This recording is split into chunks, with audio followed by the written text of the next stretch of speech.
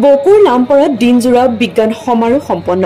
কামৰূপ জিলাৰ বকু শিক্ষা খণ্ডৰ অন্তৰ্গত লামপাৰা আঞ্চলিক হাইস্কুলত বৃহস্পতিবাৰে দিনজোৰা কাৰ্যসূচীৰে আৰ্যভট্ট বিজ্ঞান কেন্দ্ৰ বনগাঁৱৰ উদ্যোগত আৰু অসম বিজ্ঞান প্ৰযুক্তিবিদ্যা আৰু পৰিৱেশ পৰিষদৰ সহযোগত অনুষ্ঠিত হয় এখনি বিজ্ঞান সমাৰোহ।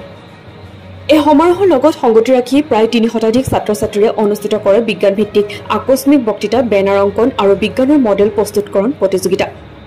মুকলি সভাৰ অন্তত বিভিন্ন প্ৰতিযোগিতাত বিজয়ী হোৱা ছাত্ৰ ছাত্ৰীক মানপত্ৰ, কিতাপ আৰু মেডেলে পুৰস্কৃত কৰে।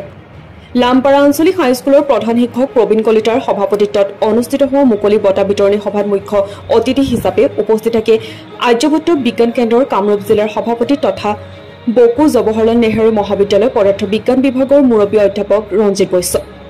এই অনুষ্ঠানটোত ছয়গাঁও আৰ্যভট্ট বিজ্ঞান কেন্দ্ৰৰ সমন্বয়ক তথা ছয়গাঁও হাইস্কুল বিজ্ঞান শিক্ষয়িত্ৰী কল্পনা কলিতা, লামপাৰা হাইস্কুল পৰিচালনা উন্নয়ন সমিতিৰ সভাপতি ৰঞ্জিত বড়ো, চাটাবাৰী হাইস্কুল বিজ্ঞান শিক্ষয়িত্ৰী বন্দনা কলিতা, লামপাৰা হাইস্কুল বিজ্ঞান শিক্ষক মুজাফৰ আলী প্ৰমুখ্যে আৰ্যভট্ট বিজ্ঞান কেন্দ্ৰৰ কেইবাগৰাকী কৰ্মকৰ্তা উপস্থিত থাকে।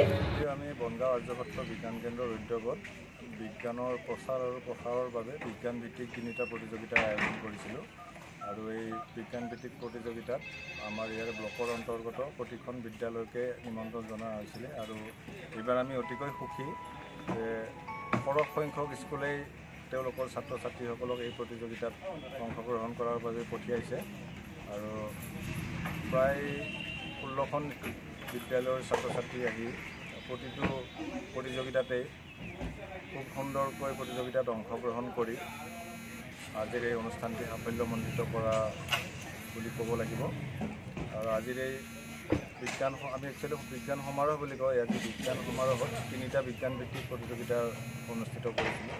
বিজ্ঞান ভিত্তিক বেনাৰ অংকন প্ৰতিযোগিতা, বিজ্ঞানৰ মডেল প্ৰস্তুতকৰণ প্ৰতিযোগিতা আৰু বিজ্ঞান ভিত্তিক আকস্মিক বক্তৃতা প্ৰতিযোগিতা।